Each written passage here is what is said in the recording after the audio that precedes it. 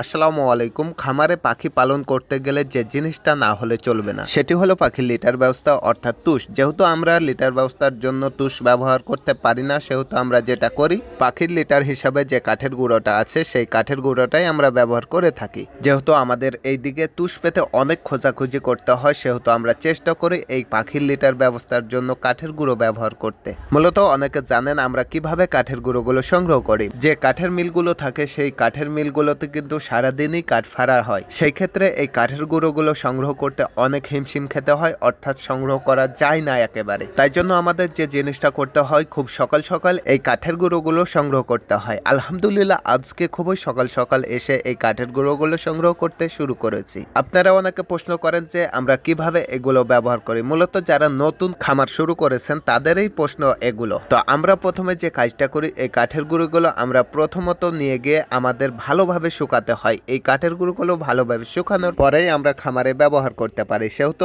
আমাদের এই কাঠের গুঁড়োগুলো ভালোভাবে শুকাতে হয়। এখানে একটা গুরুত্বপূর্ণ কথা বলে রাখি, আমরা যে কাঠের গুঁড়োগুলো ব্যবহার করি এই কাঠের গুঁড়োগুলো পাখির জন্য ভালো হবে নাকি যে ধানের তুষটা পাওয়া যায় সেটি দিলে পাখির জন্য ভালো হবে। কাঠের গুঁড়োগুলো দিলে যে জিনিসটা হবে সেটি হচ্ছে এই কাঠের গুঁড়োগুলো ধানের তুষের তুলনায় অনেক অংশে কম ব্যবহার করতে পারবেন। এছাড়াও আরেকটি বিষয় হচ্ছে এগুলো ব্যবহার করার সময়ে কিন্তু পাখি তেমন একটা সুস্থ থাকে না যেভাবে ধানের তুষে থাকে। এটি আমার ক্ষেত্রে হয়, আপনাদের ক্ষেত্রে অন্যরকম হতে পারে। মূলত আপনারা অনেকে প্রশ্ন করতে পারেন আপনি তাহলে কেন এই কাঠের গুঁড়োগুলো ব্যবহার করছেন। আমি প্রথমেই বলেছি আমাদের এই দিকে তেমন একটা এই কাঠের গুঁড়ো ছাড়া যে ধানের তুষটা রয়েছে সেটি আমাদের এই দিকে পাওয়া যায় না, যার কারণে একরকম বাধ্য হয়ে আমাদের এই কাঠের গুঁড়োগুলো সংগ্রহ করতে হচ্ছে এবং এগুলো ব্যবহার করতে হচ্ছে। এছাড়াও আরেকটি গুরুত্বপূর্ণ বিষয় হচ্ছে এই কাঠের গুঁড়োগুলো ব্যবহার করার পরবর্তী সময়ে আমরা পাখির ঘরটা পরিষ্কার করার পরবর্তী সময় যে মলগুলো পাওয়া যায় সেগুলো কিন্তু বিক্রি করতে পারি না। অপরদিকে যে ধানের তুষ রয়েছে সেটি যদি ব্যবহার করি তাহলে এখানে এই মলগুলো বিক্রি করে কিছুটা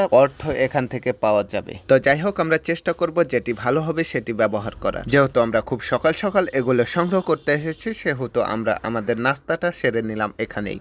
এরপরে যে জিনিসটা করতে হবে আমাদেরকে, আমরা যে বস্তাগুলো ভর্তি করেছি সেই বস্তাগুলো এখন মাপতে হবে মিটারে। আপনারা অনেকে প্রশ্ন করতে পারেন ভাইয়া এই পাখিগুলোর জন্য যে কাঠের গুঁড়োগুলো ব্যবহার করছেন সেই কাঠের গুঁড়োগুলো কত করে কেজি নিচ্ছেন বা কিভাবে নিচ্ছেন।